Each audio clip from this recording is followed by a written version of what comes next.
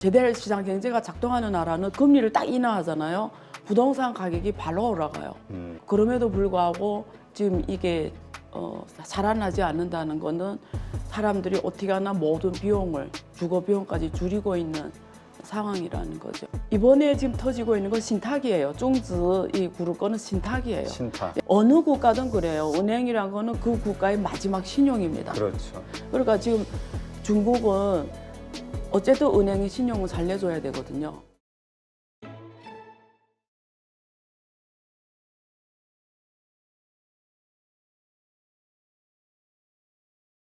요즘 중국 경제 여러 가지로 이슈가 많이 발생이 되고 있고 여러 국가들, 특히 우리 한국 투자자들도 많은 고민을 하고 있는 그런 지점들이 있습니다. 오늘 그래서 안유아 교수님 모시고 그와 관련해서 또 자세하게 말씀 듣는 시간 가져보겠습니다. 안녕하세요. 네, 안녕하세요. 네, 먼저 그 부동산 관련해서 좀 질문을 드릴 것 같은데, 일단 중국과 베이징, 상하이 이쪽 일선 도시의 임대료가 6개월째 하락세다, 이런 얘기. 이전까지는 2선, 3선 도시가 좀 빠진다 했는데 이제 1선 도시도 좀 어려운 상황인가 봐요. 네.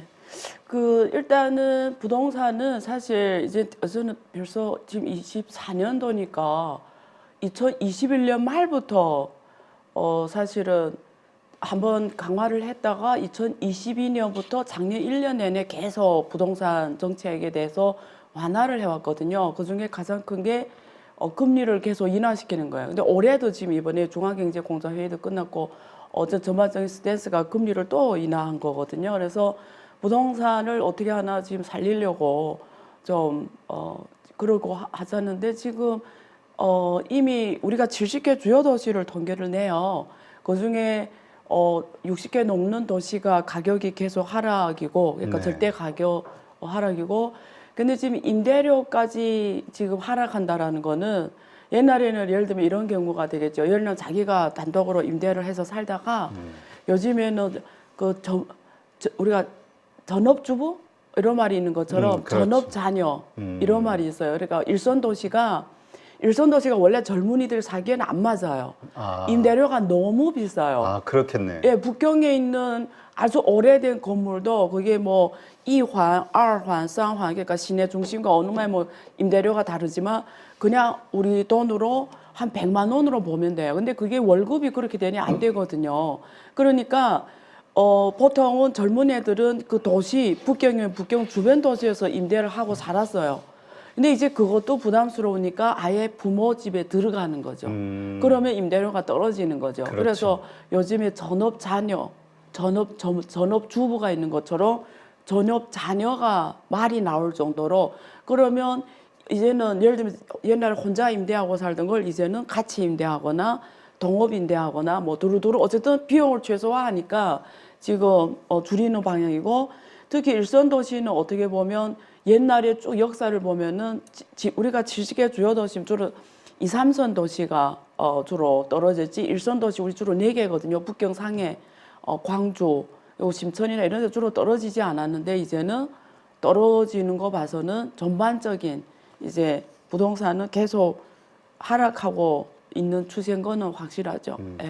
사실 중국 정부가 많이 살리려고 노력을 했는데 네. 그럼에도 불구하고 계속 일선까지 이렇게 네. 임대료까지 네. 이렇게 전이가 되고 있다는 거는 좀 심각하다고 봐야겠네요. 그러니까 전반적으로 중국 사람들이 모든 비용을 줄이고 있는 단계니까, 보통 원래는 정상이면 금리를 인하하잖아요. 그러니까 네. 이게 제대로 시장 경제가 작동하는 나라는 금리를 딱 인하하잖아요. 부동산 가격이 발로 올라가요. 이게 정확하게 네거티브 관계거든요. 이게 부동산 가격 피가 금리하고 정확하게 반대로 가잖아요.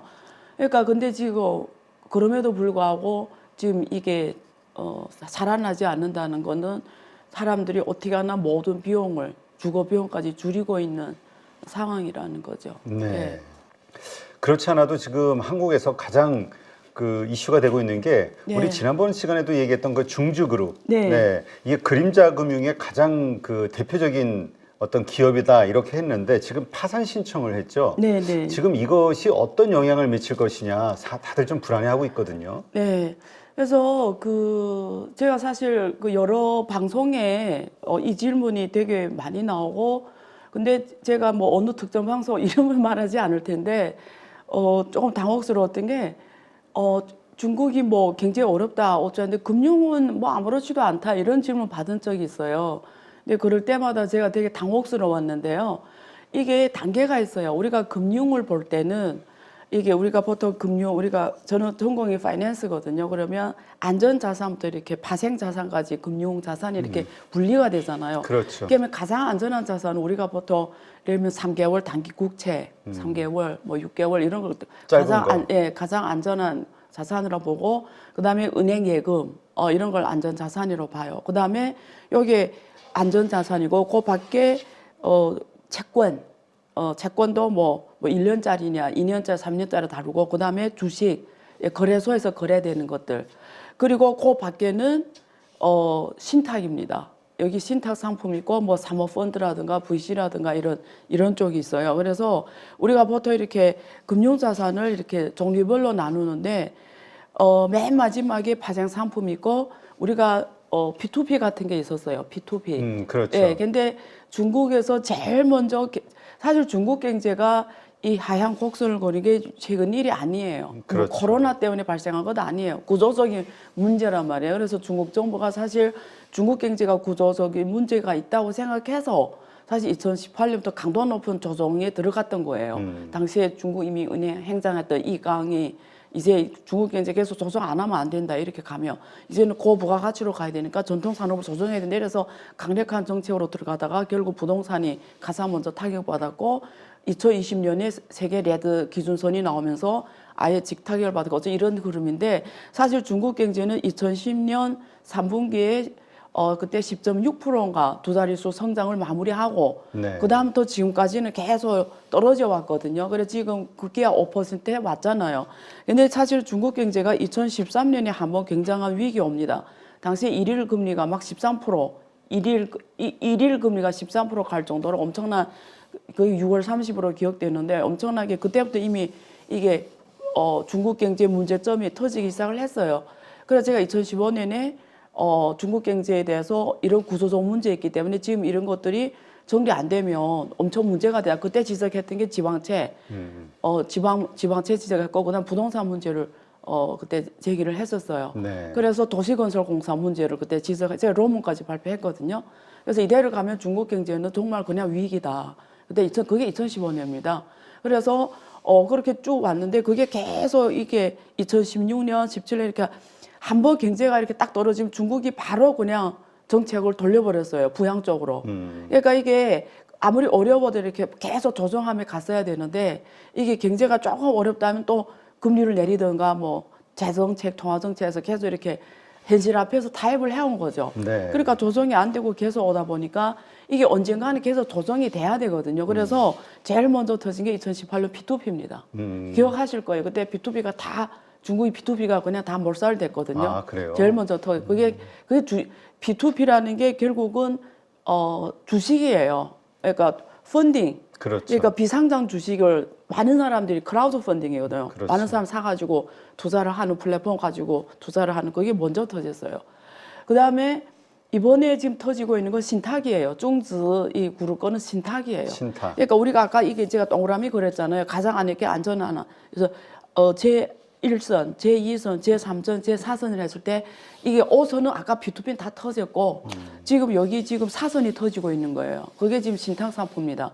신탁은 주식형하고 채권형으로 나누거든요. 근데 지금 주식하고 채권형이 다 터지고 있는데 얘네는 중지 그룹은 주식형, 채권형 다 했던 애들이에요. 그래서 보통 이런 말이 있어요. 부자는 신탁에 망한다는 말이 있어요. 부자는 신탁에 망한다. 그렇지. 그러니까 여기 지금 중주그룹은 어떤 애들이냐면 얘네 비즈니스 모델이 뭐냐면 이런 거예요. 두 가지인데 비상장 기업을 투자해서 상장시켜서 그 시세를 조정하다가 털고 나오는 거예요. 아니면 어려운 상장 기업을 그게 우리가 마이커라고 하거든요. 그 상장의 또 상장이라는 이 틀을 사는 거죠. 그렇죠. 어려운 상장 기업을 또 사가지고 그 다음에 그걸 또 시가 관리를 시총 관리를 하는 거죠. 뭐 여러 가지 시총 관리하고 또 고가로 올려놓은 다음에 빠져나오고 얘네들 이런 걸로 돈 버는 애들이에요. 우리 소위 그 사모펀드 예, 비슷하네요. 예, 비슷한 그런 개념이죠. 그다음에 두 번째 손댄 게 부동산이에요. 그래서 부동산을 갖고 그것도 신탁으로 했거든요. 돈을 부자들한테서 신탁을 모아가지고 부동산 기업에 투자를 해가지고 한때는 헝다보다 더 컸어요, 얘네들이. 얘네들이 모든 금융 라이센스를 다 갖고 있었어요. 은행, 증권, 보험. 아, 그래요? 그러니까 보험으로도 더 모으고 보험료도 받고 그리고 이제 사모펀드나 이런 것도 받고 신탁도 받고 그다음에 뭐 주식 상장 통해 그러니까 증권 다 은행까지. 그래서 지금 얘네들이 그렇게 하면서 돈 벌다가 얘네 투자한 게 다 그거예요. 부동산하고 지금 이제 그 상장 기업인데 대부분 중국 상장 기업은 다 전통 산업 쪽이거든요. 근데 걔네들이 다 조정을 당해야 되는 상황이고 시장이 지금 막 상장 기업의 톱5가 지금 막 어려울 정도니까 얘네들 투자한 그 기업이 잘 되겠어요. 얘네들이 거의 대부분 20% 이상 지분을 갖고 있었어요. 그런 것만 갖고 있는 것도 지금 몇십 개거든요. 아, 그래요? 예, 그러니까 지금 그런 기업들이 지금 수익이 안 나오면서 옛날에 중국 경제가 엄청 좋을 때는 이제 방법이 먹혔어요. 이제 네. 비즈니스 모드가. 근데 경제가 떨어질 때는 가장 최악인 거죠. 결국 여기 또 오너가 죽었어요. 2021년에. 아, 그래서 내리막길로 더 갔죠.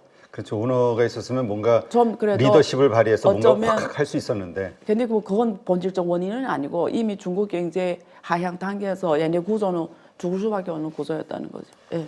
그래서 지금 핵심은 그거 같아요. 이게 그냥 중국으로 하나의 그 개별 기업의 문제로 끝나냐? 네. 아니면 이것이 어떤 네. 더 큰 위기의 확산으로 이어질 것이냐. 지금 자산 대비해서 한 48조 원 네. 정도 네. 그 더 부채가 있다. 네. 이런 얘기던데. 그러니까 지금 이 기업이 지금 2023년 11월 22일에 주주들한테 보내는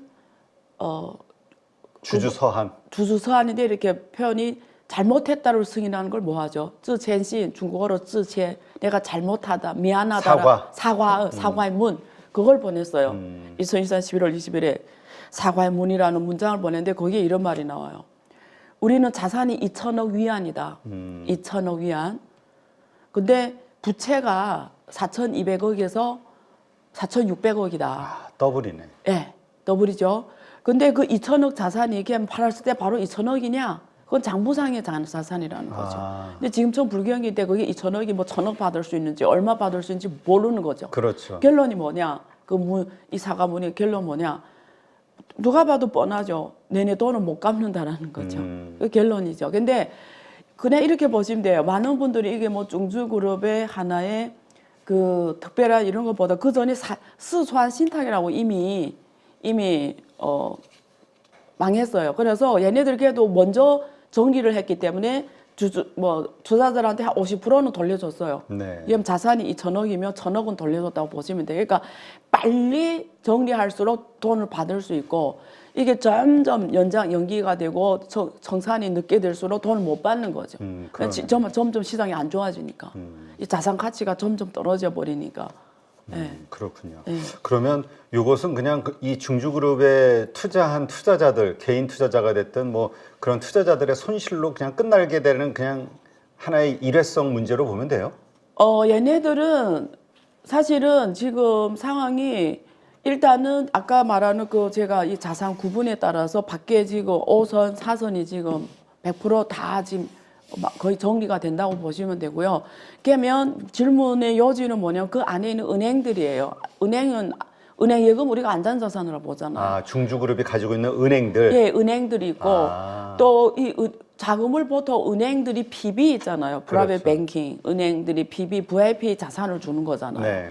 그럼 거기서 오는 은행들이 타격이 얼마인지. 그리고 그 은행들이 또 은행은 뭘로 돈 벌었냐면 중국 은행들은 특히 지방은행들은 부동산 대출로 돈 벌었어요. 두 가지 대출이에요. 하나는 부동산 대출, 하나는 기업 대출. 기업 대출하고 부동산 대출인데 지금 잘 아시겠지만 지금 예금 금리를 계속 떨어뜨리잖아요. 그렇죠. 그렇죠? 그러면 이게 지금 대출도 계속 떨어뜨리라는 거잖아요. 이게 마진 공간이 줄어든단 말이에요. 근데 지금 기업 대출은 기업이 잘 나가야 받는 거잖아요. 그렇죠. 그러면 전체 시장이 좋아야 되는 거죠. 경제가 좋아야 기업이 대출에 갈 것이고 기업 대출을 해야 또 대출 그 이자를 받을 것이고 그다음에 부동산 대출은 부동산이 살아나야 또 그걸 꼬박꼬박 받는 거고 근데 지금 두 가지가 일단 부동산은 다 아시는 것처럼 이 상황이고 그 마진이 그러니까 옛날에 은행들 입장에서 보면 옛날에 비해서 마진이 이렇게 공간이 컸는데 지금 줄어든 상황에서 부동산은 또 힘들고 그러면 지금 기업 대출이 있어 도움해야 되는데 또 기업들은 전반적으로 지금 축소하는 다 지금 축소하는 거거든요. 막 레버리지를 줄이는 그러면 은행들이 지금 돈을 어디서 오냐. 그리고 기존에 대출한 것도 지금 그게 특히 부동산 대출은 거의 부실화될 확률이 높은데 그럼 대안이 어디 있냐. 그래서 지금 5선, 4선까지 지금 들어왔잖아요. 지금 사태가. 그렇죠. 신탁 회사들 많이 망했어요. 아, 그래요? 그다음에 지금 3선이 지금 들어오는 거죠. 그러니까 우리 삼선 도시까지. 아니 도시가 아니라 금융 자산을 제가 안전 자산부터 급을 나눈다는 거죠. 가장 안전한 자산. 그 은행 예금이 일선이고 국채, 단기 국채. 국채가. 예, 그다음에 은행 예금. 그게 2선. 예, 그리고 거래소, 주식, 채권형 펀드 뭐 이런 거. 그리고 그다음에 이제 신탁 뭐 밖에 자회 상품, B2B 뭐 이런 거. 그래서 그게 이렇게 쭉 들어오겠죠. 그래서 그 사이에 중국 경제가 결국 은행이거든요. 은행이라는 게 어느 국가든 그래요. 은행이라는 거는 그 국가의 마지막 신용입니다. 그렇죠. 그래서 다 은행을 보호하려고 하는 거예요. 미국도 2008년에 위기 왔을 때 은행은 보호한 거잖아요. 네. 국민들이 세금으로 은행을 공적 자금을 투입한 거잖아요. 왜냐하면 그렇죠. 은행이 무너지는 국가의 신용이 무너진다는 뜻이에요. 그러니까 지금 중국은 어쨌든 은행이 신용을 살려줘야 되거든요. 그래서 지금 하는 게 각 지방별로 자산관리공사를 만들었어요. 그래서 이런 은행이 갖고 있는 이런 부실 자산들 있잖아요. 다 지방 자산관리공사에 먼저 떠넘기면 은행은 살아나는 거잖아요. 그래서 지방관리공사가 전부 그거 처리하도록 뭐 싸게 하든 어떻게 하면 공적 자금이 들어가겠죠. 그래서 그걸 지금 어쨌든 론리는 그렇게 가겠다라는 거예요. 처리하는 방향. 그렇군요. 그렇다면 일단 중주그룹이 보유하고 있는 은행들은 일단 어떤 위기가 터질 것인지 앞으로 전개되는 상황을 좀 봐야 되긴 하겠네요. 네. 그것이 또 네. 다른 은행들에 어떤 영향을 미칠지. 네, 그래서 최근에 지금 뭐 전진해은행 사건 사고도 나고 있어요. 전지은행이 어떤 행장이 막 왠지는 모르죠. 내부 사항은 알 수가 없으니까. 근데 어쨌든 막 뛰어내려서 뭐 죽는다든지 뭐 이런 사건도 있고. 그러니까 상황을 봐야 될 것 같아요. 그래서 은행들이 어느 만큼 서로 맞물려 있는지, 어느 만큼 부동산에 포지션이 나 있는지, 제가 말한 건 지방은행들을 말해요. 지방은행. 왜냐하면 지방경제는 지방은행이 하거든요. 중국은 워낙 땅덩어리가 커서 한계성이 한계 국가예요. 그렇죠. 예, 그래서 서로 어느 정도 이렇게 막 옛날에 한국에 IMF 맞을 때처럼 딱 털고 봤더니 막 사갈래로 막 서로 엉켜 있으니까 서로 막 보증이 들어가 있고. 들어가 있으니 어음, 보증, 제3자 담보. 중국도 이게 상장 기업들이 뭐 회사가 계열사에 엄청난 담보를 해줬거든요. 그래서 그게 만약에 터지면 이제 아까 말하는 이게 5선, 4선, 3선이 지금 주식에 있는 상장 기업, 거래소, 주식 채권이거든요. 얘네들이 지금 담보를 또 자기 계열사에다 엄청 해줬단 말이에요. 그렇죠. 그럼 얘네들 거기에 따라서 또 상장 회사들이 바로 그냥 관리 종목으로 떨어지면서 힘들어지겠죠. 그렇다면 이건 앞으로 이제 파산 신청하고 실사를 하면서 문제가 어떻게 터지는지 다들 긴장하고 볼 수밖에 없는 상황이겠네요. 예, 그래서 사실 여기에 대해서 누가 정확한 대답을 할 수가 없는 게 정확한 통계 자료를 갖고 있지 않은 이상은 우리가 정확하게 답을 줄 수는 없어요. 근데 논리를 추리해 볼 수는 있는 거죠. 흐름으로. 론리 흐름은. 예. 자, 그렇다면 지금 그 중국의 그 중앙은행 정책은행 세 곳을 통해서 한 64조 정도 규모의 자금을 풀기로 했다. 이런 뉴스가 또 나왔거든요. 네. 이게 이러한 여러 가지 관련된 그 금융 불안정 요것을 해결할 수 있는 건가요? 그래서 그게 그거예요. 정책은행이라는 게 주로 지방의 경제에 어떤 필요한 자금을 투입하는 곳이거든요. 그래서 아까 그 지방자산관리공사가 만들어졌는데 거기서 무슨 돈이 있어요? 없잖아요. 그럼 누군가가 돈을 줘가지고 자산관리공사 일단 설립을 해야 되고 또 운영하는 그러니까 부실 채권을 그러니까 부실 채권을 갖고 있는 은행이 안 망하게 하려면 그 가치만큼 사줘야 그렇죠. 되잖아. 실제 그거 시장 나가 팔려면 1,000억짜리가 시장에 팔면 예를 들면 100억도 못 만들 수도 있는데 이게 지방자산관리공사는 그걸 1000억짜리를 50억에 사오면 안 되잖아요. 걔네 망할 거 아니에요. 그러면 1000억 아니더라도 900억이라도 사온단 말이에요. 조금 더 좋게 값비율 쳐서. 그러면 어쨌든 정부 돈이 투입이 돼야 그게 정리가 되는 거죠. 그래서 그런 데 필요한 돈이라고 보시면 돼요. 예. 그럼 요 정도면은 일단 지금 일어난 문제는 다 어느 정도 커버될 수 있을까요? 그걸 제가 그렇게 크진 않은 것 같은데 64조. 그게 지금 중국은 이게 큰 돈이 아니에요. 왜냐면 그치. 중국은 지금 GDP가 120조, 그러니까 우리 달러로 한 17조 달러 이렇게 되잖아요. 근데 지금 전반적으로 국가 지금 이 부채율이 특히 기업 부채율이 200% 이렇게 된단 말이에요. 근데 그걸 다 해결하기 위해서는 뭐 64조 원 이거 한국 돈이잖아요. 그렇죠. 큰 돈이 아니죠. 예. 아직은 이건 시작에 불과하다 이렇게 봐야겠군요. 그래서 중국 정부는 이런 것 같아요. 스탠스는 나왔어요. 일단은 잘 들여다봐라. 첫째. 자, 돈을 투입해서 살 수 있는 게 판단되면 살려라 이거예요. 근데 이제 들여봤더니 야, 이건 돈 아무 넣어도 안 되는 이런 게 있잖아요. 그렇죠. 그런 부실이 건 큰 거. 그건 정리해라 이렇죠. 근데 딱 그런 게 있죠. 사람이 평소에 되게 건강해요. 근데 이렇게 뇌출혈이 터졌어요. 그럼 죽잖아요. 그렇죠. 근데 그때 그거만 그 3천에 뚫어주면 살잖아요, 그 사람이. 예를 들면 그런 정책 짜면 그런 데 쓰겠다는 거죠. 예. 알겠습니다. 네. 하여튼 이 부분은 계속해서 우리가 지켜봐야 되는 네, 문제네요. 네, 네. 자, 지금 그 중국 인민은행의 금 보유량 이게 예. 14개월 연속 증가하고 있다. 네. 뭐 사실 러시아도 그렇게 증가시키고 있고 인도도 그렇고 여러 국가들이 금 보유량을 늘리고 있다고 하는데 중국이 가장 좀 크긴 한 것 같아요. 규모를 네. 보면. 예, 예. 일단 이렇게 증가하는 이유가 있을까요? 이래요. 중국은 사실은 2008년 이전까지는 외환 보유액이 있잖아요. 거의 80%를 미국 국채를 샀어요.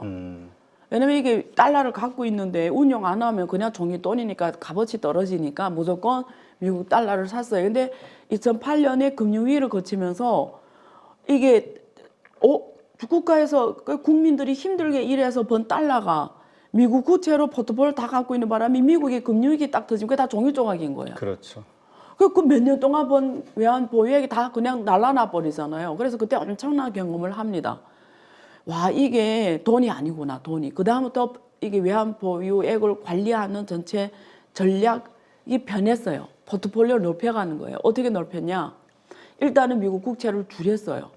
그래서 지금 미국 국채 보유량이 지금 1조 이하로 떨어졌어요. 지금 전에 한 1조 1000억인가 그랬다고 들었는데. 지금 8천억 아래일 거예요. 제가 지금 알기로는 8천억 아래까지 네. 엄청 많이 떨어졌어요. 점점 줄이고 그때부터 계속 줄여왔어요. 계속 일단 방향 네. 달러 국채는 줄인다. 두 번째, 그러면 기존의 달러 국채 그 돈을 어디다 투입할까? 그래서 나온 게 1대1로입니다. 그러면 아예 투자를 하자 이 돈을. 그래서 이 중국이 지금 중국도 자원을 수입해야 될 나라예요. 그렇죠. 독립된 나라가 아니에요. 60%는 수입을 합니다. 그러면 해외 나가서 중국이 제조업 생태계를 돌릴 수 있는 광산이라든지 항구라든지 물류 이런 거 확보할 수 있는 이런 중요한 고지를 우리가 투자해서 우리 안전한 걸 확보하자. 예, 그런 게 있죠. 그다음에 그게 두 번째고 그래서 전 세계 나가서 광산이라든가 이런 자원들을 많이 투자했고 항구도 많이 투자했죠.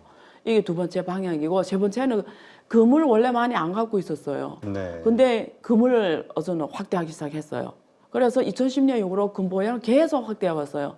근데 금은 장점이 뭐냐면 가치 보존이 되고 그다음에 중국이 위안화 국제화를 하잖아요. 네. 근데 중국이 2012년, 13년 이전까지 위안화 국제화가 빨리 됐어요. 사실은 잘 됐어요. 이유는 외환 보유액을 많이 갖고 있어서 잘 됐어요. 외환 보유액이 달러거든요. 그렇죠. 그러니까 2013년 적어도 14년까지는 조금 더 시간을 내가지고 2015년까지 위안화 국제화는 되게 잘 됐는데 가장 큰 이유가 위안화 자체 신용이 아니라 사람들이 왜 위안화를 받겠어요? 우리가 왜 달러를 좋아합니까? 모든 나라가 달러가 다 되니까 달러를 좋아하는 것처럼. 근데 그때 당시에는 사실 해외에서 달러 쓸 수 있는 것이 없었어요. 그럼에도 불구하고 몇 개밖에 없었거든요. 네. 몇 개 국가. 그게 위안화 허브라는 개념으로 해외에서 연구, 뭐 한국에도 했어요. 제가 그때 담당해서 했던 게 그거예요. 네. 위안화 쓸 수 있는 동네를 시장을 만드는 거예요. 근데 어쨌든 그래서 했는데 그게 빨리 못 크잖아요. 그래서 이렇게 뭐 위안화 쓸 데 없는데 왜 위안화 국제화 잘 됐냐? SDR 통화까지 편입이 됐어요. 이게 SDR 통화까지. 근데 왜 잘 됐냐? 달러를 많이 갖고 있다라는 거죠. 4조 달러까지 갖고 있었잖아요. 그게 아예 담보가 되니까. 예, 그러니까 위안화 국제화는 역설적으로 달러 신용으로 위안화 국제화 잘 됐던 거예요. 근데 후에 달러가 흔들리면서 어선 달러도 어선 말을 안 먹히거든요. 그러니까 또 중국하고 미국이 2018년부터 싸우기 시작했잖아요. 무역 전쟁부터 시작해 지금 기술 패권 전쟁을 싸우고 있잖아요. 그러니까 관계도 나빠지니까 달러 신용으로 위안화 신용을 담보할 수가 없는 거예요. 그냥 중국 입장에서는 뭔가 달러를 받쳐주는 게 있어야 되는데 두 가지인 거죠. 미국에서 배우고 있는 거죠. 네. 하나는 석유, 석유를 위안화로 결제하는. 미국이 그렇게 기초통화를 만들어 온 거잖아요. 그래서 지금 석유 국가들하고 계속 위안화 결제하자 이렇게 하는 거고, 두 번째는 금을 많이 확보해야 되는 거죠. 옛날에 초창기 때 미국이 금을 태환해 줬잖아요. 네. 그래서 그것처럼 금이라는 건 항상 가치 보존이고, 그 다음에 유동성도 괜찮죠. 팔고 싶을 때 팔 수 있잖아요. 금 시장이 워낙 크니까. 그렇죠. 예, 그래서 금 보양을 계속 늘려왔고, 그래서 앞으로도 계속 늘려갈 거고, 그리고 점점 더 늘릴 거고, 최근처럼 이렇게 경제가 이렇게 불확실할 때, 또 글로벌, 이제는 슬로벌라이제이션이라서 글로벌화가 아니라 각 국가 우선 자기 국가, 자국 내 경제 안보 우선이니까, 그렇죠. 우선 무역 안 하겠다, 막 이럴까. 이럴 때수록 금이 더 중요하죠. 달러를 벌기 힘드니까, 이제. 예. 그러니까 이게 지금 말씀하신 대로 중국의 입장에서는 그 가지고 있는 보유 달러를 재투자한다라는 측면에서 1대1로라든가 그다음에 여러 가지 현상들이 벌어졌다고 하는데 어쨌든 이 시진핑 주석의 그 제조 네. 승부수 네. 그러니까 뭔가 투자를 계속하자 네. 이것이 이제 사실은 각국의 어떤 그 무역 전쟁이 예. 일어나게 되는 또 시발점이 됐잖아요. 왜 네. 보면 중국산이 전부 그냥 밀묻듯이 들어오면서 자국 산업들이 피해를 입게 되니까 그래서 이제 무역 전쟁 시발점이 된 거 아니냐 이런 시각들도 있거든요. 저는 이렇게 생각해요. 요즘에 이게 사실 제가 제 책 더 플로 아직도 안 읽어보셨죠? 더 플로우. 안 읽어봤죠. 저, 참 문제다. 근데 제가 이게 위안이 되실지 모르겠는데 예. 제가 쓴 책도 아직 안 읽었어요. 근데 제가 그 책 쓴 이유가 있어요. 네. 거짓말 아니고 제가 사실 그 책 쓰면서 정말 힘들었는데 정말 제가 여기서 다시 한번 지금 말씀드리고 싶은데 정말 이렇게 우리가 보통 인생이 제가 옛날에도 여기서 말씀드렸는지 모르겠는데 우리가 길게 살아봤자 100년 살잖아요. 네. 100살. 근데 100살 동안 어쩌면 우리가 시대가 변하는 걸 경험 못할 수도 있었어요. 네. 우리가 10년이면 강산 변한다고 하는데 사실 과거 40년은 우리가 정말 좋은 세상에서만 살아왔어요. 다 국가별로 서로 협력 잘해서 무역이 확 커지면서 그렇죠. 잘 먹고 너도 잘 사고 나도 이런 좋은 성장 시대에 살아왔어요.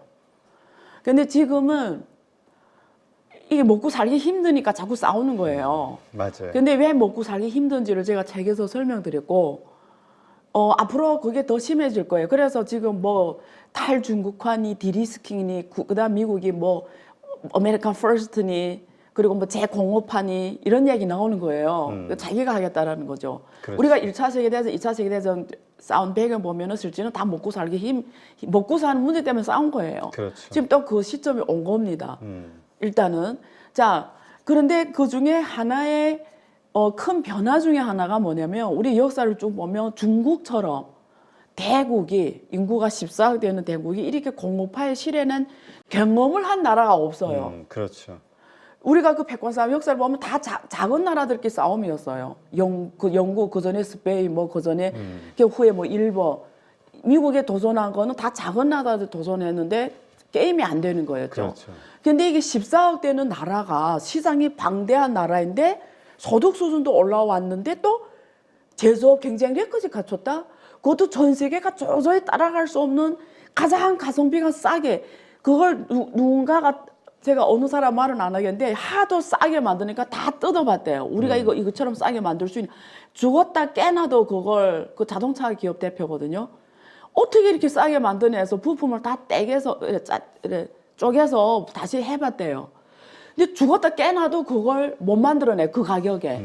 그러면 그걸 뭘 설명하냐면 그게 꼭 이 부품을 다 쪼개서 그 부품을 다 조달해서 만들 수 있는 능력이 아니라는 거예요. 그거는 시스템 공학이라는 거예요. 그러니까 뭐냐면 물건을 만드는 요 밸류 체인도 잘하지만 거기에 국가적 인프라, 국가적 인력 자본, 국가적 정책 환경, 국가적 물류 체계, 조달 체계 이게 다 따라줘야 그 물건을 그 가격에 만들 수 있다라는 거예요. 근데 중국은 그걸 다 갖췄다라는 거죠. 근데 그걸 갖춘 나라가 14억이 이왕이면 또 14억이 큰 나라라는 거고 시장도 있고 또 거기다 부지런하기까지 해요. 머리도 또 뛰어나. 또 공대 매년마다 공대 졸업생만 순수 공대 졸업생만 400만 명이 나와요. 아, 엄청나네요. 순수 공대 졸업 400만 명이 나와요. 세상에 이런 나라가 없어요. 그러니까 인력도 우수한 인력이 전 세계 어느 나라도 이런 게 없으니까 정말 1대1로 시장 경제로 경쟁하면 중국을 이길 수가 없는 거예요. 그러니까 사실은 중국을 욕할 이유는 없어요. 모든 게 다 시장 원리거든요. 그러니까 예를 들면 옛날에 왜 자기네는 왜 우리가 이런 생각해야지. 옛날에 중국이 개방해서 외국 기업이 중국 가서 물건을 싸게 만들어서 전 세계에 팔아서 잘 먹고 잘 살았잖아요. 그게 아시아 기력의 편대의 일원이고 결국 한국도 그래서 성장한 거잖아요. 그러니까 중국이 약할 때 들어가서 거기 노동력 활용해서 전 세계 수출하면서 서로 윈윈한 거잖아요. 네. 중국도 성장했고 한국도 성장했고 서로 윈윈했는데 근데 이제와 시장경제 세상은 변한 시장경제 그대로인데 이제는 안 되니까 못해. 너 하면 안 돼. 너 오면 안 돼. 이거는 사실 도리상에는 안 맞아요. 왜 남이 약할 때는 시장 원리를 대고 남이 경제력이 올라오니까 어서는 또 시장 원리를 대지 않네. 그게 미국이 론리잖아요. 사실은. 근데 원래는 론리상에는 안 맞아요. 근데 어떻게 하겠어요? 지금 앞에서 제가 말씀드린 것처럼 지금 어서는 다 자기가 먹고 사는 게 우선인 나라에서 그렇지. 지금 시장 원리보다 일단 내가 먹고 살아야 우선이니까 어서 시장이 뭐이고 모르겠다. 그게 미국이잖아요. 일단은 규제로 법으로 되는 거죠. 오지 마, 조사하지 마, 했다가 페널티 예를 들면 이런 거잖아요. 자, 근데 그러면 한국 같은 나라들이 수출 주도형 국가들은 이럴 때 지혜를 큰 머리를 써야 되는 거예요. 무슨 말을 하면 예를 들면 이런 거예요. 저는 이렇게 생각해요. 앞으로 사실 이 말이 되게 중요한데 중국을 전향적으로 활용할 것인가 아니면 미국 원리로 따라갈 것인가의 결론이 남은 거예요. 근데 저는 이렇게 생각해요. 저는 역사를 쭉 우리 경제 역사 한번 공부해봐요. 법으로 깡으로 뭘로 막을 수 있는 거는 단기에는 막을 수 있어요. 네. 근데 결국 길게 가는 거는 진짜 경쟁력이거든요. 시대적 흐름을 장악해야 진짜 불을 거머쥐는 거거든요.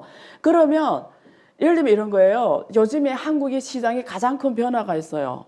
이건 정말 중요한 내용인데 들어보셨죠? 한국의 그 이커머스 시장에 지금 중국이 막 들어오고 있잖아요. 그러니까 알리익스프레스, 예, 걔네들이 그다음에 뭐 저 틱톡, 핀도도, 예, 핀도도 이런 애 들어오는데 솔직히 말해서 테무. 모이기거든요. 제대로 하면 한국 기업들 모이게요. 가격이 싸니까. 예, 결국 잘하거든요. 결국 하루에 보내버려요. 효율도 못 따라와요. 아마존에 모이거든요. 중국 효율 모으거든. 찡둥을 모이게 해요. 효율이 2배 차이가 나요. 효율성이. 어느 나라도 모이게 해요. 그러면 우리가 지금 앉아서 고민해야 되는 거는 내가 힘으로 막 못 막아요. 시장 원리예요. 고객은 이래요. 이 고객 입장에서는 무슨 애국주의예요? 애국주의는 한계가 있어요. 결국 고객 입장에서는 좋고 싼 거 쓸 수밖에 없어요. 애국주의로 한다? 한계가 있어요. 그러면 이게 시장 원래 본질인데 그러면 내 생각에는 전향적으로 문제를 생각하는 게 더 맞다고 생각하는 거죠. 이럴지인데 이왕이면 이러면 이렇게 생각해야 되는 거지. 만약에 독일도 그렇고 유럽 다른 나라도 그렇고 한국도 그렇고 수출 주도로 가는 나라들은 앉아서 어서는 이 생각해야 되는 거죠. 지금 유럽이 중국 전기차가 들어가서 시장을 다 정평해 버리니까 지금 덤핑을 때려버려요. 못 그렇죠. 들어오게. 무서우니까. 근데 저는 그렇게 하는 것보다 생각해야 되는 거죠. 얘네들을 우리가 어떻게 활용해서 우리가 한 단계 더 올라가야 되는 거죠. 근데 그거는 가능하거든요. 그러니까 우리가 전략을 짜야 되는 거죠. 쟤네가 저런 걸 잘한단 말이지. 자, 그러면 우리가 어느 단에 있어야 되는 건지. 그러면 그거 우리가 먼저 시대적 흐름이 이렇게 오잖아요.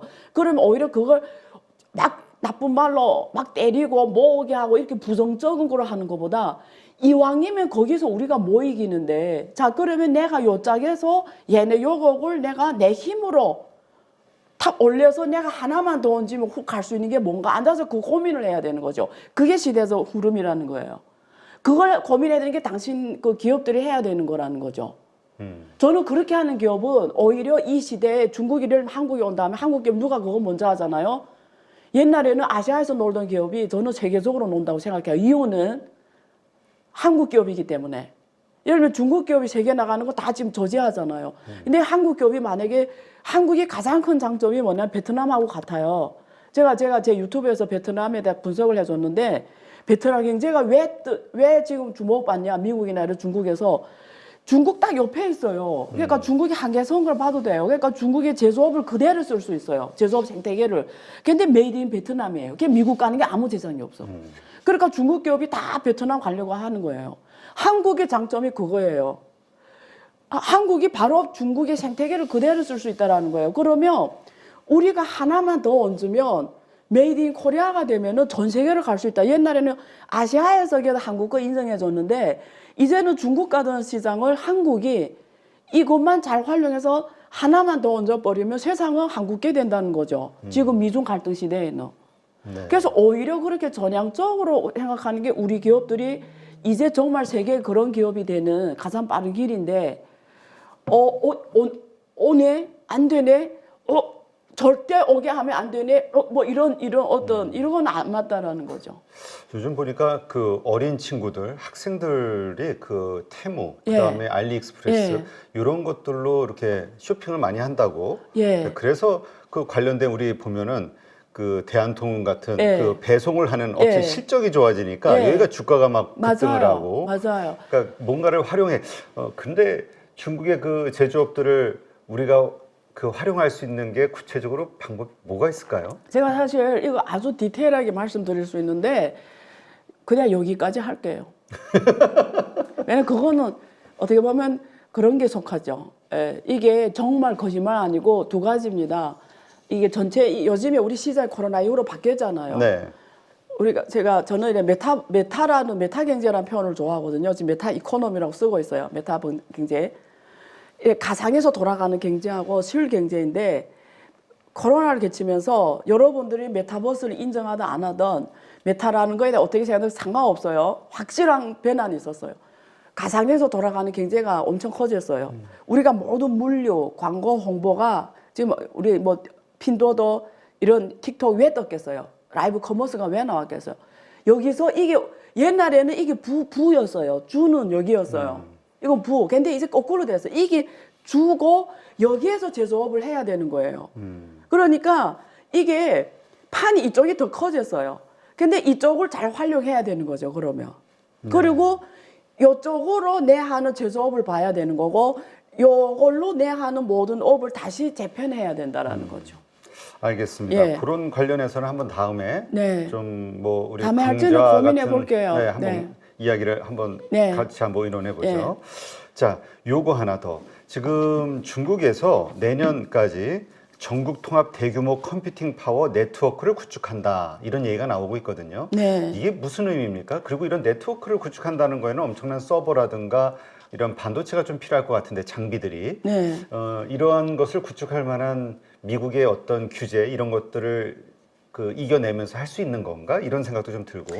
중국은 일단은 그 컴퓨터 파워 이쪽으로 미국 못지않은 경쟁력을 갖고 있어요. 미국 당연히 1위지만 중국도 뭐 거기에 가는 경쟁력을 갖고 있고요. 근데 이 정책은 왜 나왔냐면 뭐 하루아침에 나온 게 아니고 중국이 동소시수안이라서 그 중국의 이렇게 모든 온라인 경제, IT 경제, 4차 산업 경제가 다 동부 연해 지역에 있어요.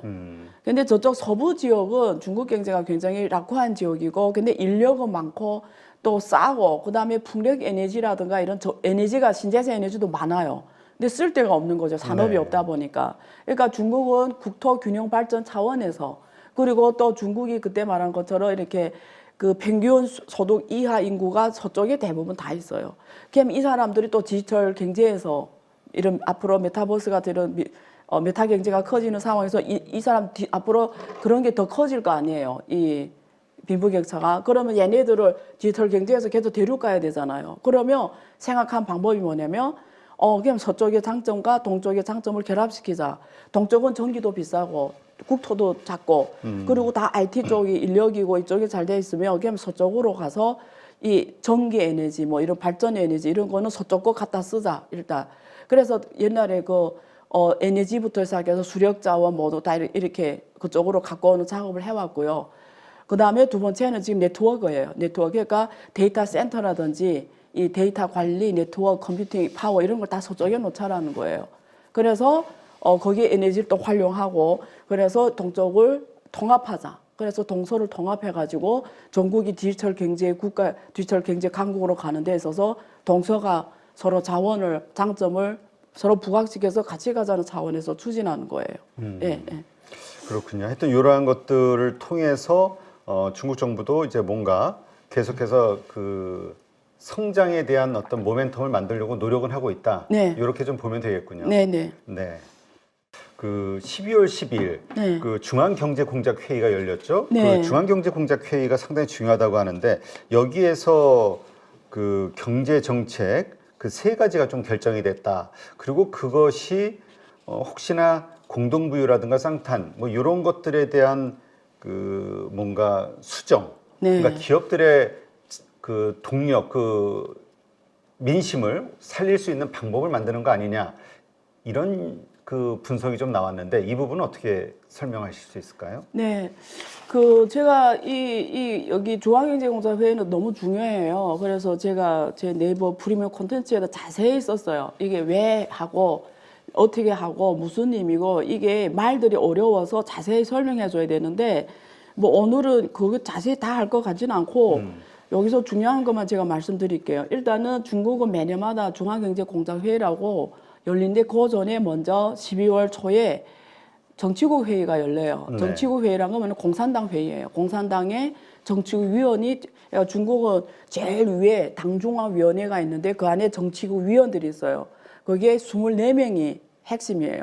그중에 7명이 우리가 알고 있는 중국 정치국 상무위원이에요. 시진핑이 대표고 7명이 있잖아요, 네. 지금. 그러면 사실은 24명 정치위원이 핵심이 멤버예요. 그 전원이 참석하는 정치회에서 내년의 경제 큰 방향을 결정해 버려요. 방향이 뭐냐면 어떻게 결정하냐면 먼저 형세를 거기서 분석해 줘요. 우리 지금 당면에 처한 형세. 이런 정세하에서는 내년에는 어떤 방향으로 가야 된다. 먼저 길을 말해요. 그때 말한 게 이 세 가지 단어입니다. 지금 여기다 쓴 게 언중구진, 원중초진, 이진촉온, 이진추원 그리고 설리후파, 셀리호퍼 이 말이거든요. 거기 정치회에서 먼저 나옵니다. 12월 8일 열렸어요. 그리고 보통 한동안 지난 다음에 경제공사회의가 열렸는데 올해는 열리고 바로 그냥 경제공사회의가 12월 11일, 12일에 열렸어요. 이틀만 좀 짧게 열렸어요. 왜 짧게 열릴 때는 했더니 제가 그때 베트남에 있었는데 시진핑 주석이 베트남 온 거예요. 아, 그래서 그래요? 깜짝 놀랐어요. 경제공장 회의 했는데 왜 베트남 왔을까 봤더니 안 교수님 만나러? 그럴 수도 있죠. 그래서 이틀에 끝내버렸더라고요. 그래서 날 만나려고 왔나 뭐 이러면서 그래서 길이 막 통제되고 이랬는데 그 경제공장 회의에서 나온 내용이 그러니까 원중교지, 원중고지, 이진초, 설립후보를 어떻게 할까? 이게 과제가 쫙 나와요. 이제는 어떻게 할까? 그럼 여기는 공산당뿐만 아니라 각 성의 성장 이런 정부 관료들이 같이 들어와서 참여를 해요. 그래서 각 성별로 알려주는 거죠. 야, 저는 올해는 경제는 이렇게 끌고 가야 돼. 그 다음에 과제를 구체적으로 말합니다. 9대 과제가 나왔어요, 이번에. 9대 과제 나와서 어떻게 해야 돼. 이렇게 나오는데 일단은 그 과제에 대해서 제가 하나씩 설명 안 드릴게요. 궁금하면 나중에 제 거기와 찾아보시고요. 일단 여기서 핵심 단어가 뭐냐면 원중추진은 옛날에 늘 나오던 말이에요. 그러니까 이 말들이 너무 어려운데 안정적으로 안정을 확보하면서 발전하자 이 뜻이에요. 좀 모순이 돼요. 발전하려면 사실 리스크 테이킹 해야 그렇죠. 되잖아요. 도전적이 돼야 되거든요. 그러니까 말이 좀 그래서 중국은 모든 이게 정책 표현들이 예술이에요. 왜 예술이냐? 예술적으로 보지 않으면 앞뒤가 논리가 안 맞는 게 많아서 해석이 안 돼요. 그러니까 그 미묘한 그 균형을 찾아라는 뜻이에요. 나는 모르겠고 어쨌든 발전도 해야 돼. 그렇지만 또 안정을 파괴 안 돼. 예를 들면 이런 뜻이에요. 그래서 원중구징인데 이번 해의 키워드는 두 개 뒤에 껴예요. 이거는 새로 나온 겁니다. 그러니까 이진초곤. 그래서 우리가 새로 나온 게 중점이 있다고 보셔야 돼요. 그래 보면 이 말도 되게 웃기는데 이진촉온 발전을 통해서 안정을 도모해라. 앞에서 뭐라 안전을 하고 안전도 확보하면서 발전해라 이건데 이거는 발전을 하면서 목표가 안전이에요. 목표가 발전은 수단이에요. 그러면 이 말을 어떻게 해석해야 되냐 이런 거거든요. 근데 두 번째 설리 후파 이게 먼저 세우고 나중에 파괴해라 이 말이거든요. 근데 우리가 이런 말이 있잖아요. 모든 거를 우리가 개혁하려면 먼저 거 파괴해야 개혁이 되잖아요. 그렇지. 먼저 판을 깨야 새로운 게 만들어지잖아요.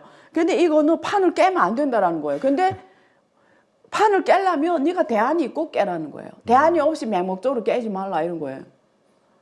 이거 되게 어려운 말인데 근데 이 말이 왜 나왔냐? 이 말이 왜 나왔냐? 먼저 배경 설명하면 설리 후파 정책이 그때 중국에서 2021년도에 엄청나게 친환경 정책을 펼쳤어요. 그렇죠. 알리바바가 손들어 나섰고 그러다 보니까 동북 삼성은 석탄을 떼서 이렇게 이게 난치 따뜻하게 하는데 난방을 하는데 아니 갑자기 석탄 쓰지 말라 하니까 그 동북 삼성이 그때 기억나시죠? 맞아요. 저 여기 그때. 와서 제가 했는데 막 돌돌돌 얼면서 공급이 안 되니까 그때 호주하고 또 문제 생기면서 예, 또 생기면서 또 석탄이 더 안 되면서 동북 삼성이 그 추운 동네가 겨울에 한겨울에 난방 공급이 안 된 거예요.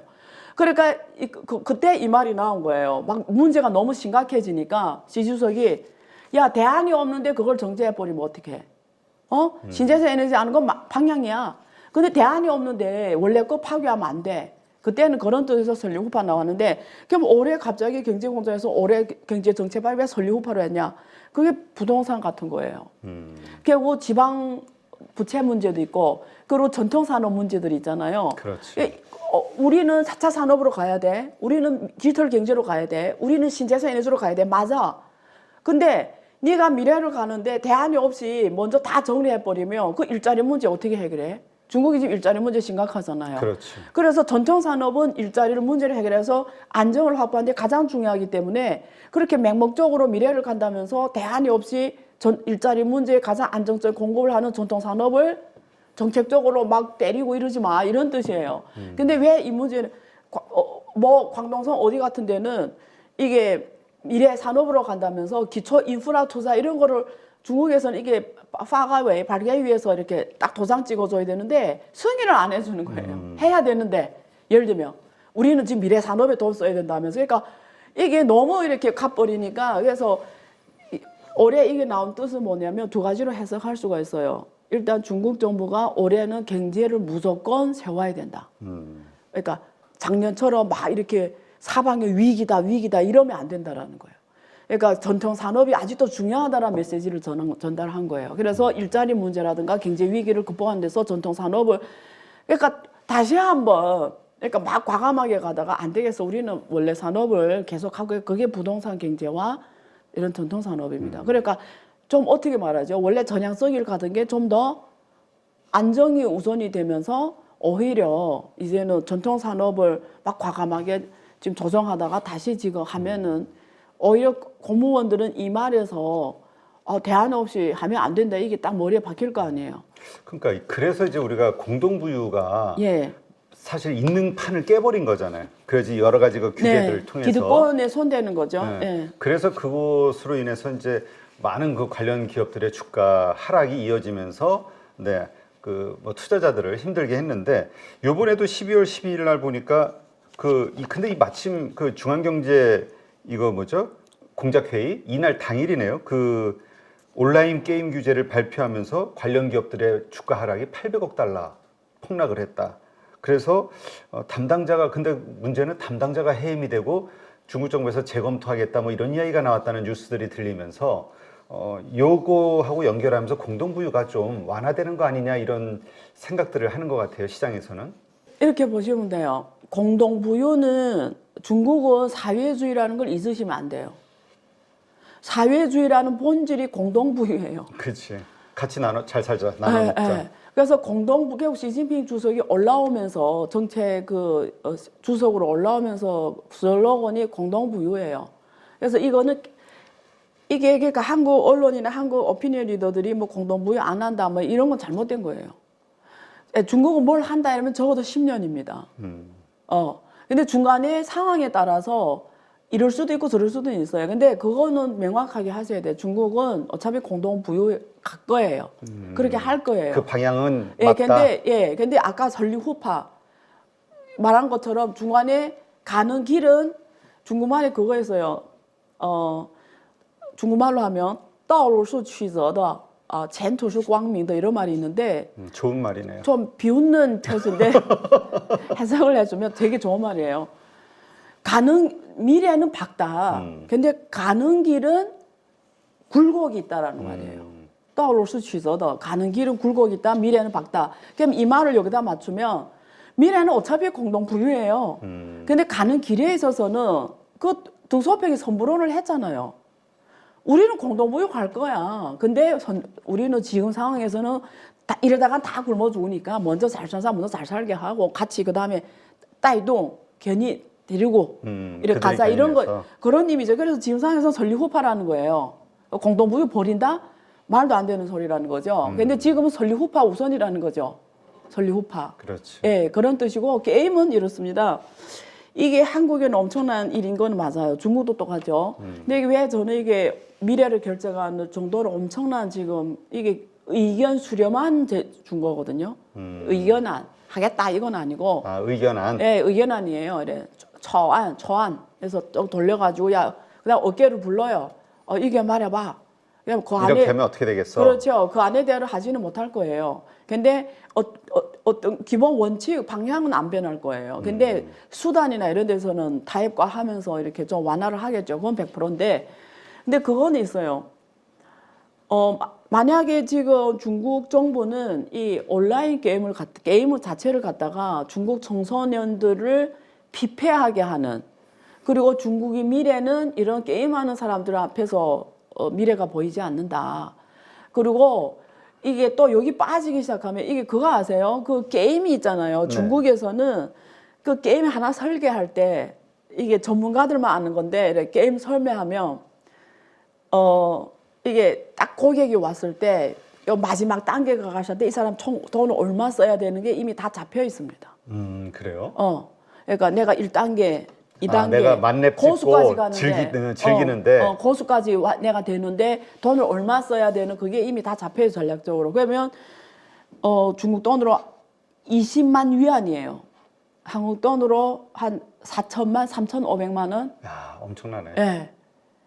그러니까 근데 이번에 여기 규제 중에 뭐가 나왔냐면 그런 거 못하게 한다라는 거거든요. 아이템 같은 거 사 못 막 사게. 구매하게 하고 이렇게 비싸게 하고 그래서 그걸 기준을 주는 거예요. 그러면 지금 상황에서 중국 정부가 월 얼마 한도를 준단 말이에요. 못 쓰게. 그러면 제 생각에는 그래야 우리가 논리적으로 생각해 보면 그 최소 생활에 맞출 것 같아요. 중국 사람 최소 생활 기준. 상해 같은 경우에는 한 2,980원인가 그렇거든요. 위안화로. 네. 그러면 한 3,000으로 이상 못하게 한다지 이런 게 나올 거예요. 3,000이면 한국도 한 50만 원. 50만 원 차이가 너무 크죠. 몇 천만에서 50만밖에 못 쓰는 거죠. 그러니까 그러한 것들이 결국 게임사 하는 인구가 준다는 게 아니라 이 사람들이 지출하는 그 게임 아이템 거죠. 구매 같은 그걸 제한하는 거죠. 이게 이제 큰 거네. 예, 애들이 게임에 일단 시간을 쓸데없이 쓰면서 공부도 열심히 안 하고 이렇게 피폐해주고 미래 생각 이런 것도 있지만 일단 돈을 거기다 막 써놓고 막 이러니까 이게 점점 이렇게 마약처럼 빠져들어가면서 소비를 현실에 안 한다는 거예요. 네. 이게 메타버스거든요. 그러니까 사람이 현실은 집안에 잠옷 입고 앉아 만약에 게임 없다고 생각해봐요. 그냥 밖에 나갈 때 적어도 옷을 좀 그렇듯한 옷 살 거 아니에요. 그렇죠. 근데 이게 게임이라는 게 결국 메타버스예요. 메타버스. 그 메타버스에서 내가 어떤 고수가 되는 게 중요한 거예요. 고수. 그 안에서 게임 세상에서. 그렇지. 그게 고수되면 존경받는 거예요. 그게 메타버스예요.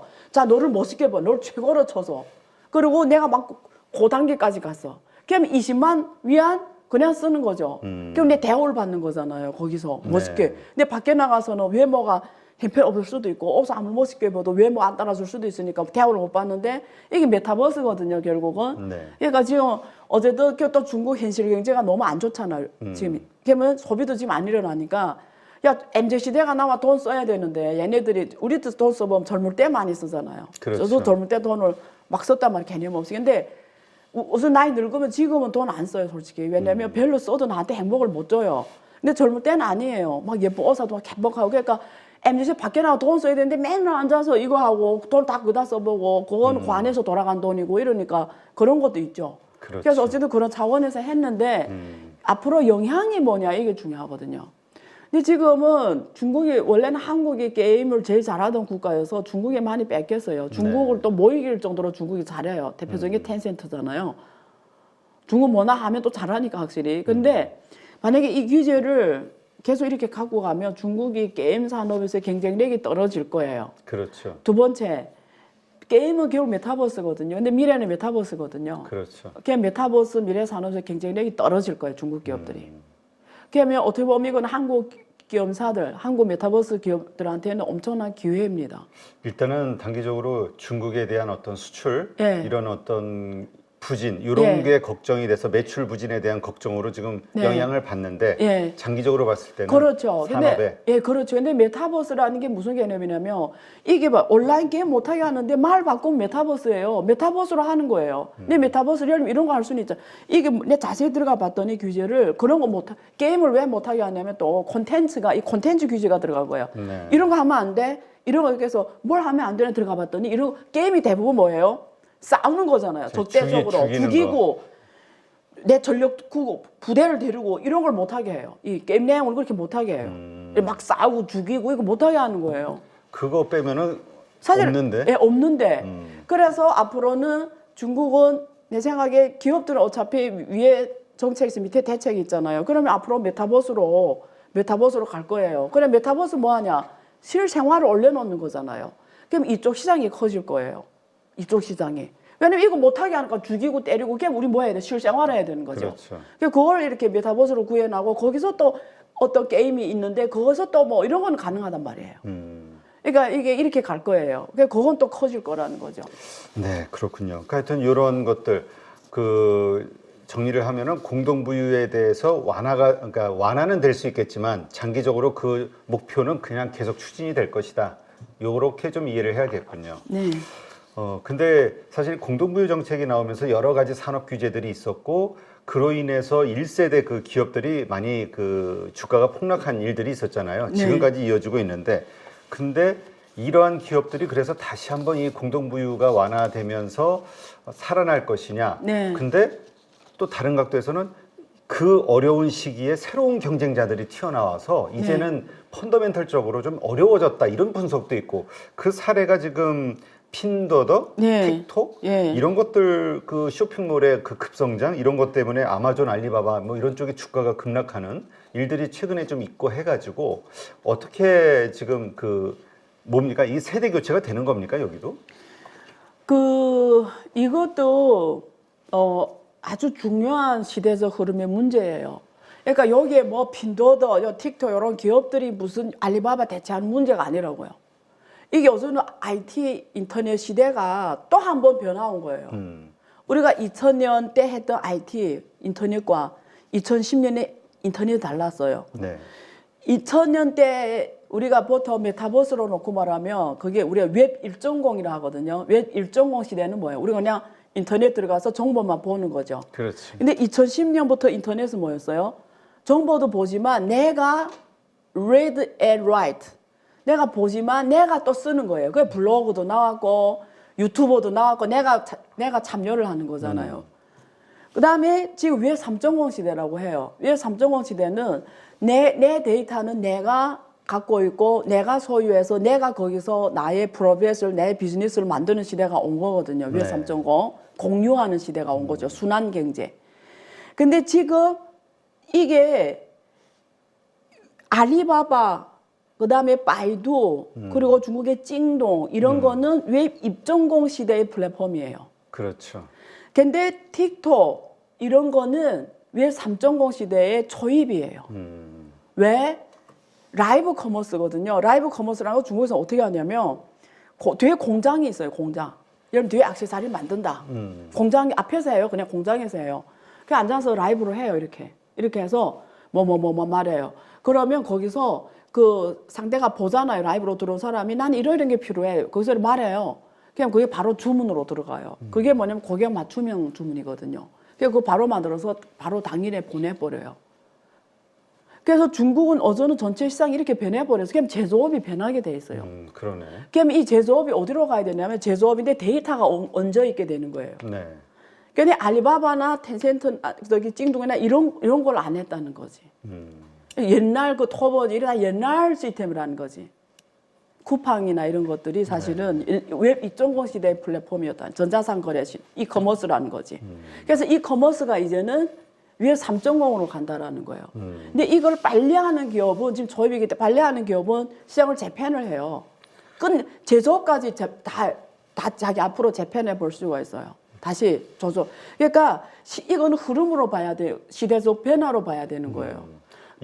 핀도더는 공동구매예요, 공동구매. 그러게 네. 저도 명확한 시스템을 네. 잘 몰라가지고 한번 네. 테스트 실험을 해봤는데 네. 우리가 이걸 하니까 네. 주식 얘기를 하니까 하여튼 그 젊은 그 학생들도 그렇고 테무라는 이 핀도더의 그 앱을 활용해가지고 근데 좀 싼 것 그러니까 같아. 핀도더는 이렇게 제가 정확히 제가 옛날에 성균관대 있을 때 자세히 연구했던 게 핀도더인데 그때 그래요? 논문도 오피니언도 발표했어요. 핀도더는 길게는 만약에 지금처럼 가면 길게 못 가요. 그러니까 적자가 장난이 아니던데. 네, 얘네는 모델이 뭐냐 무조건 싸게 팔아요. 싸게 팔려면 그 MD라고 하죠. MD를 사람을 쓸 수 없어요. 다 AI로 합니다. 아 AI로. 그래요. 네. 그래, 사람을 월급을 그렇게 높게 주고 어떻게 그 안 물건을 되지. 안 되지. 그래서 지금 다 AI로 해서 핀도더가 싸게 파는 걸 공략해요. 그 시장을 먼저 장악해 버리겠다는데 저는 계속 요 단계만 머물면 얘네는 못 가요. 근데 틱톡은 달라요. 얘네는 아까 말 웹 3.0에서의 초입입니다. 얘네도 업그레이드 해야 가겠지만, 그러니까 이게 흐름을 장악해야 돼요. 여기서. 예. 바이트댄스. 예.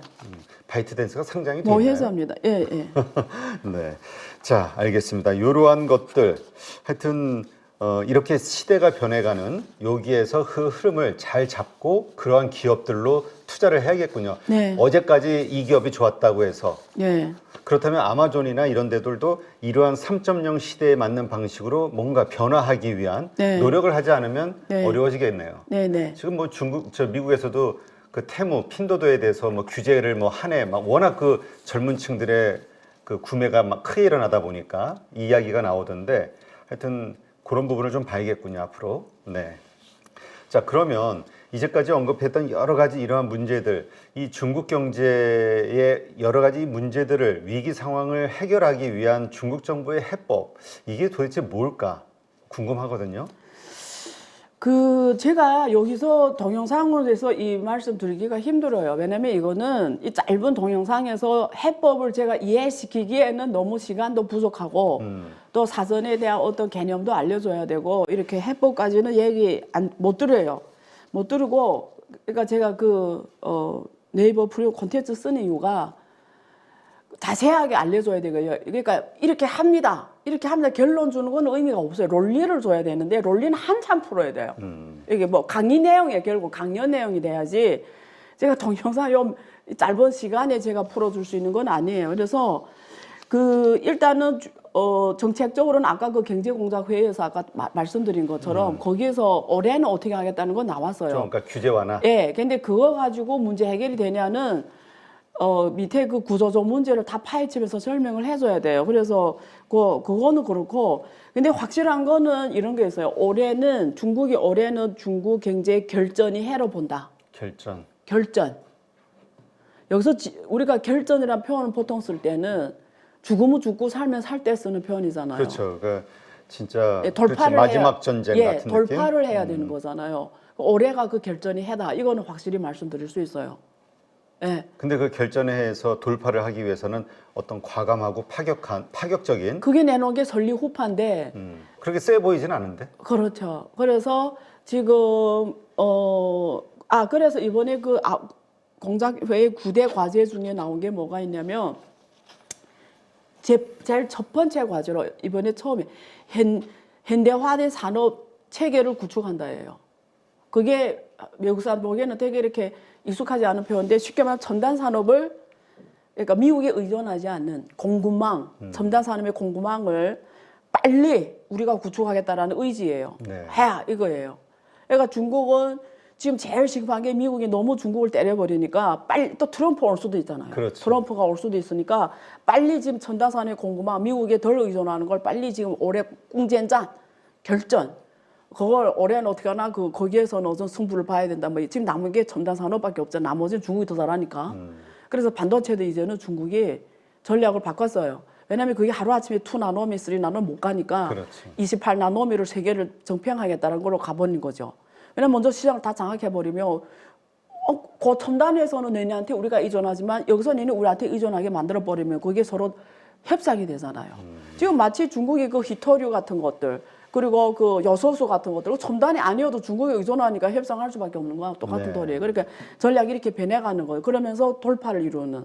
그러니까 이런 걸 제일 우선으로 하는 거예요. 그래서 그런 쪽에 그래서 내보니까 반도체 펀드는 그냥 어마어마하게 조성되고 있더라고요. 아, 돈을 지금 또 국가 그쪽으로 펀드부터 다 시작해서 민간 펀드, 그다음 지방별 국가 펀드, 지방별 펀드 엄청나게 지금 투입되고 있어요. 그래서 그런 쪽을 통해서 제조업, 이게 다 제조업, 고첨단 제조업이잖아요. 그리고 지금 올해는 소비, 근데 소비는 지금 가전 이런 거 통해서 확대하고, 그다음 자동차, 그나마 좀 괜찮은 게 자동차. 자동차는 또 이게 밸류체인이 넓어요.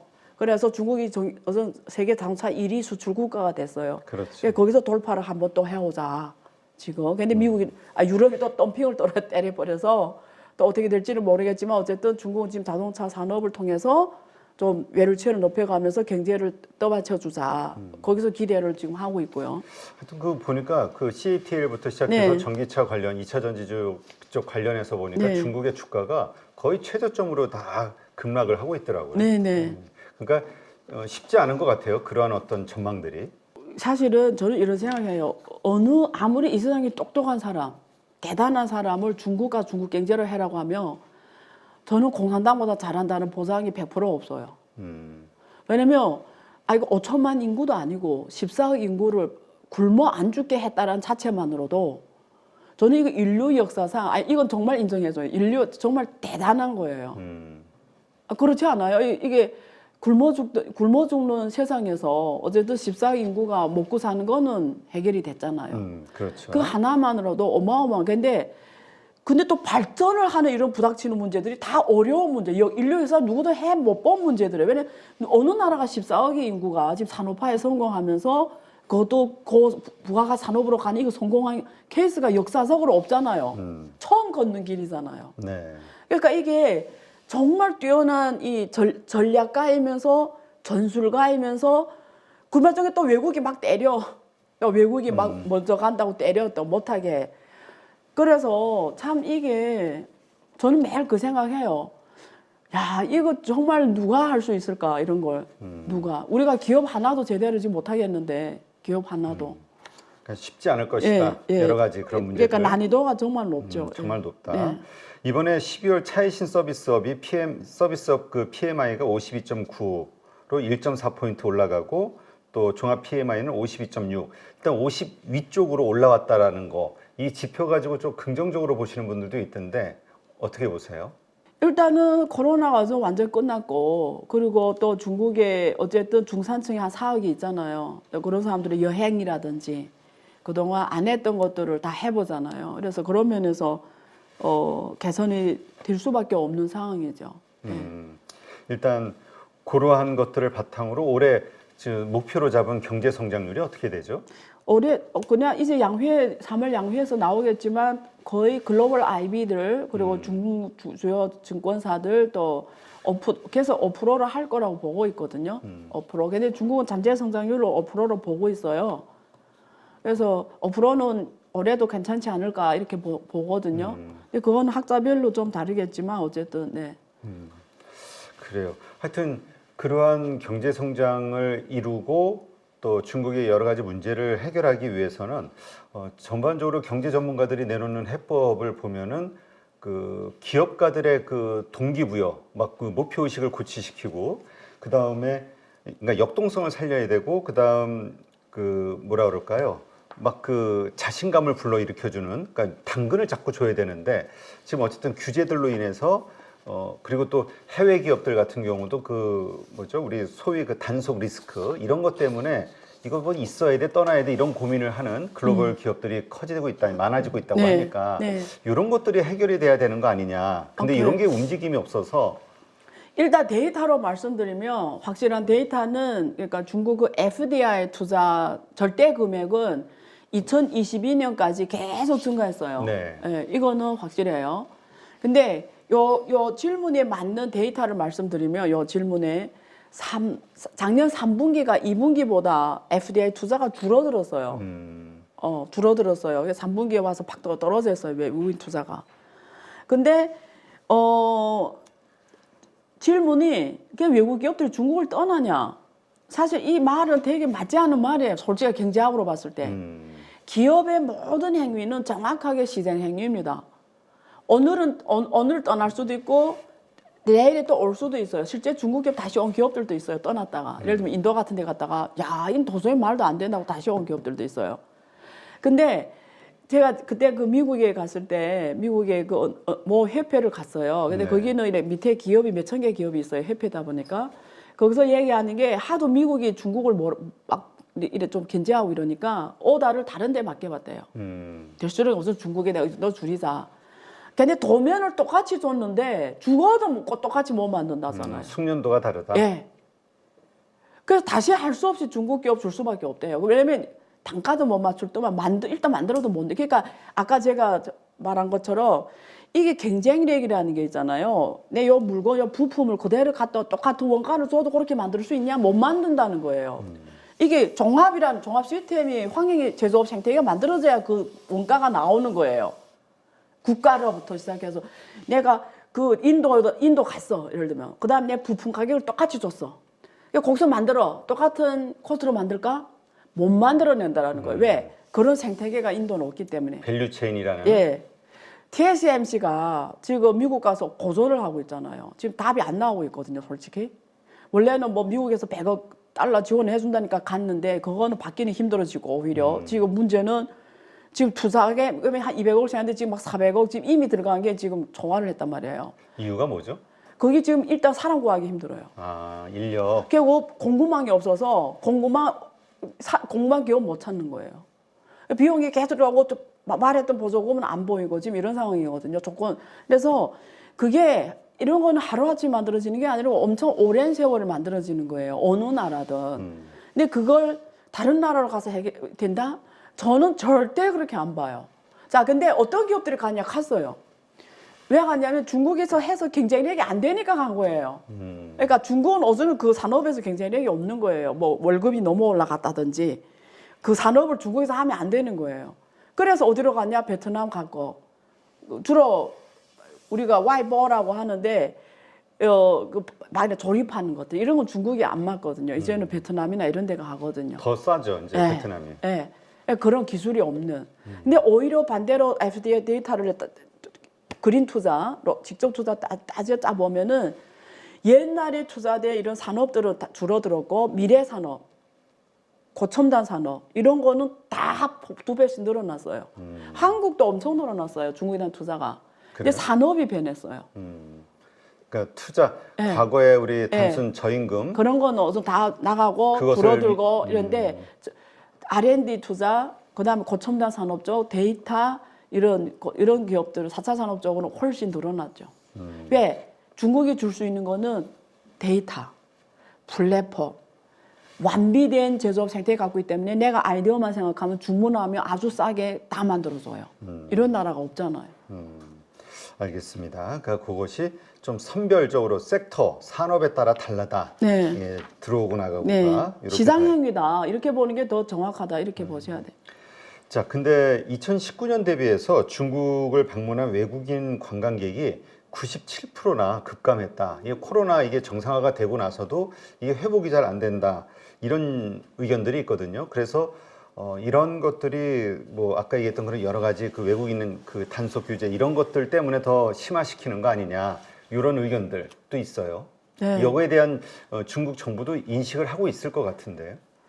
근데 지금 중국은 이런 관광객이 이런 게 지금 안 와요? 크게 고려 사항은 아니에요. 사실은. 근데 많이 오면 좋겠죠. 근데 지금 일단은 먼저 앞에서 해결해야 되는 문제들이 너무 많잖아요. 근데 이게 줄어들 수밖에 없는 게 오히려 중국은 국내 관광이 확 늘었어요. 아, 그래요? 네, 그러니까 중국 사람 원래 해외 나가 여행을 했잖아요. 그렇죠. 근데 이제 해외 안 나가고 중국 국내 관광이 엄청 늘어서 외국인이 뭐 이렇게 안 와도 그 관광업 타격이라든가 이런 거는 워낙 중국이 사람 많으니까 그래서 그런 면에서 근데 외국인이 오면은 뭐 달러 수지, 관광 수지 이런 면에서 의미가 있겠죠. 있는데 근데 그 제가 아무래도 중국이 코로나 너무 강력하게 하면서 세계적으로 좀 이미지가 너무 네거티브했잖아요. 네, 그럼 그렇죠. 그게 있기까지는 사람이 있는 시간이 게 필요하다. 시간이 필요하잖아요. 그 이후에 돼야 결국 중국 경제가 그 나라의 의미가 크고 그 다음에 중국 관련 인재가 그 나라에 많이 필요하면 많이 가겠죠 또. 예, 유학이라든지 뭐 현장 참관이라든지 많이 가겠죠. 근데 그 중국 내 그 중국 관광객들이 해외보다는 국내 여행을 한다 말씀을 하셨는데 예. 뭐 특별한 이유가 있나요? 우리도 중국인 관광객이 많이 줄었다. 맞아요. 이런 얘기 하는데. 소비가 많이 줄었죠. 중국 국내 관광 싸잖아요. 그 자체 중국이 너무 크잖아요. 국내 볼만한 것도 못 보는데 중국 사람 우선순위가 해외 관광이었는데 이제는 국내 관광으로. 결국은 지갑 문제다. 예, 지갑 문제도 크죠. 예, 그리고 잘 사는 사람은 해외는 가볼 때 또 다 가봤고 이미. 예. 지금 중국이 이렇게 본토가 좀 경제가 여러 가지로 어려워지면서 홍콩도 좀 힘들어진다. 그래서 홍콩의 뭐 사실 그 금융자금 이게 네. 상당히 빠져나가고 있다. 예전처럼 아시아의 뭐 금융 허브 이런 얘기하기가 좀 민망하다. 이런 의견들이 있어요. 데이터가. 제가 거기서 일하는 분한테 한번 여쭤본 적은 있는데 확실한 거는 싱가포르에 돈이 많이 간 건 맞아요. 아, 싱가포르에. 그러니까 싱가포르는 실제는 그 중국에서 빠져나가는 돈으로 지금 먹고 사는 나라가 돼버렸어요. 중국 자금, 중국 부자들을 위해서 자산 관리해주는 허브로 싱가포르이 돼버렸단 말이에요. 근데 중국, 홍콩이 옛날에 비해서 이제는 이미지는 변했죠. 예, 홍콩 옛날에 자유무역 모든 게 세금도 싸고 그리고 뭐 어쨌든 중국 쪽이지만 굉장히 선진적인 경제 구조를 갖고 있고 또 감면에 엄청난 아름다운 야경과 또 우수한 그 인력들, 결국 선진화된 사람들을 만나고 이런 것들이 엄청 부각이 됐었고 되게 좋아했었는데 이게 중국이 홍콩에 대한 정책 이런 게 많이 변하면서 외국인들 우려가 커졌고 그런 면에서 아무래도 이왕이면 홍콩, 싱가포르 이렇게 고민할 때 뭐 싱가포르다 이렇게 생각할 확률. 요즘에 또 두바이가 지금 또 어마어마하게 이게 홍콩의 자리를 빼앗겠다고 두바이가 어마어마하게 금융으로 지금 비트코인이 뭐고 다 허용하면서 지금 두바이가 은행에서 지금 가상자산은 다 은행 계좌 열게 해놨어요. 아, 그래요? 예, 그러니까 우리가 보통 가상자산 투자 제일 큰 리스크가 뭐냐면 은행 계좌로 바꿀 수가 없다라는 건데 그게 지금 거기서 다 해주면서 굉장히 지금 이 돈을 자기한테 다 갖고 오겠다고 지금 엄청 전향적으로 해요. 그래 요즘에 옛날에는 가상자산 이런 메타버스 이런 쪽 창업 기업들이 싱가포르 많이 갔다가 요즘 두바이 많이 갑니다. 은행까지 하게 하면서 그래서 지금 홍콩에 있는 자금들이 이런 또 선도적으로 하는 이런 나라에 가는 거죠. 예. 그렇군요. 예. 그러면은 그 중국은 이제 사실 그 비트코인을 금지하는 나라로 유명하잖아요. 네. 뭐 특별한 이유가 있을까요? 이렇게 뭔가 비트코인은 꼭 중국만 그러는 게 아니고요. 그치, 여러 지금 나라가 다 하지. 한국도 똑같고 미국도 똑같고요. 이거는 어느 나라든 견제할 수밖에 없어요. 왜냐하면 이 비트코인이 출신 배경이 반정부예요. 왜 반정부냐? 왜 비트코인 나왔냐면 중앙은행이 너무 무작위로 돈 풀어버리니까 당하는 건 국민들밖에 없다라는 거예요. 그러니까 그런 세상에서 벗어나야 된다 우리는. 그래서 만든 게 비트코인이거든요. 중앙은행이 통제하는 우리 세상에서 벗어나야 된다 해서 어느 나라도 비트코인을 예를 들면 한국이 비트코인을 결제 통화를 하겠어요? 그렇죠. 절대 못하게 하죠. 그래서 이런 비트코인이 이게 자금 세탁이나 이런 데서 많이 쓸 수밖에 없는 게 중앙 정부에서 벗어난 누구도 확실한 건 비트코인은 누구도 통제를 못하는 돈이 돼버린 거죠. 알겠습니다. 하여튼 중국 경제 여러 가지로 좀 뭐 불안하다 보니까 뭐 비트코인을 통해서 빠져나가는 돈이 어마어마하다 이런 뉴스들도 가끔 보여가지고 네, 그래서 많이 규제를 합니다. 중국인은 비트코인 이런 거 투자하면 불법이에요. 예, 그냥. 그렇군요. 지난번 방송에서 말씀하신 아까도 얘기하셨듯이 올해는 결전의 해가 될 것이다. 예, 중국 경제. 예. 근데 3월이 관건이라고 말씀하셨잖아요. 네, 네. 그 3월 우리가 이 결전의 날 중국 경제가 살아날 것이냐, 중국 정부의 그 조치, 행정 정책들이 성공하느냐 마느냐를 판단하는 그 기준. 1월, 2월 지표를 봐야죠. 1월, 경제 2월? 지표, 예, 소비 지표, 예, 이런 우리 PMI 지수라든가 그리고 이런 취직 상황이라든가 이런 부동산 경제 이런 걸 쭉 봐야 돼. 왜냐하면 2월에는 구정이 오잖아요. 그냥 보통 중국은 설 전에 돈을 쓰거든요. 그렇잖아요. 아무래도 그렇죠. 중국 사람들이 가장 큰 명절이니까. 그래서 거기서 중국 사람들이 소비 심리를 잃는 거죠. 소비 살아날 수 있냐. 그러면 예. 그거에 따라서 3월 예. 만약에 잘 살아나면은 소비 살아나면은 굉장히 3월이 근데 위기가 되는 요인이 뭐가 있는 거죠? 그거는 우리가 경제 위기를 판단한 여러 가지 지표가 있어요. 네. 예를 들면 2년물하고 10년물 역금리 차라든가 이런 것들이 발생할 시점부터 6개월, 6개월. 예, 그런 걸 계산해서 3월이 된다라는 거죠. 예, 예. 그러니까 1, 2월에 좋아지는 호전되는 데이터가 나온다면 넘어가는 거고 봐야죠. 그렇지 않으면 예, 좀 예, 위험할 예. 가능성이 커진다. 네, 네. 알겠습니다. 네, 오늘도 이렇게 중국 경제 관련해서 안유아 교수님 모시고 여러 가지 질문을 좀 나눴고요. 여러 가지 관점에서 좀 점검을 해봤습니다. 하여튼 우리가 경제가 한국 경제와 중국 경제가 밀접하다 보니까 그와 관련해서 자꾸 이제 한국의 투자자들도 그 증시가 움직이다 보니까 관심을 가질 수밖에 없는 상황이라 네, 여러 가지 이 관점에 대한 안기 교수님의 인사이트가 이 방송 보시는 네, 우리 가족분들께 좀 참고가 되지 않았을까 생각이 됩니다. 자, 오늘 좋은 인사이트 함께 해주신 안유아 교수님 고맙습니다. 네, 감사합니다.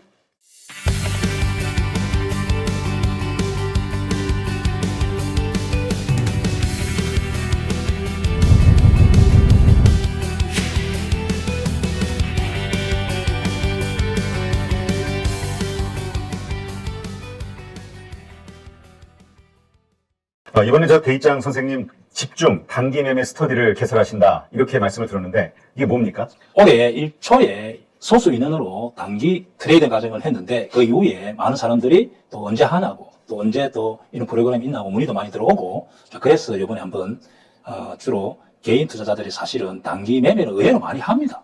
중단기를 사실 해야 되는데 네. 이양 단기 매매를 한다면은 보통 개인 투자자들이 단기 매매를 체계적으로 교육을 받지 않고 하다 보니까 유치원생이 대학생하고 싸움하는 거 똑같죠. 그래서 보통 단기 매매를 하다 보면은 한 95%, 98% 정도는 손실이 나기 때문에 저는 이제 단기 매매를 한 20몇 년 꾸준하게 했기 때문에 저 노하우를 전달해 주면은 성률이 한 80%, 70% 정도 해서 꾸준하게 수익 모델을 만드는 것을 목적으로 하고 있고 개인 투자자는 또 반토막, 또 4분 1토막 자, 그런 분들을 위해서 그 돈으로 내 원금을 찾아오자 모토로 있는 돈으로 원금 찾고 돈 벌자 이런 모토로 지금 할 예정입니다. 자, 그러면 그 라이브 수업을 통해서도 자신이 그 이해하고 있는 게 맞는지 틀리는지 이런 것들에 대해서 이렇게 그 타점을 잡아주거나 하는 이런 일들이 가능한 건가요? 예, 그렇죠.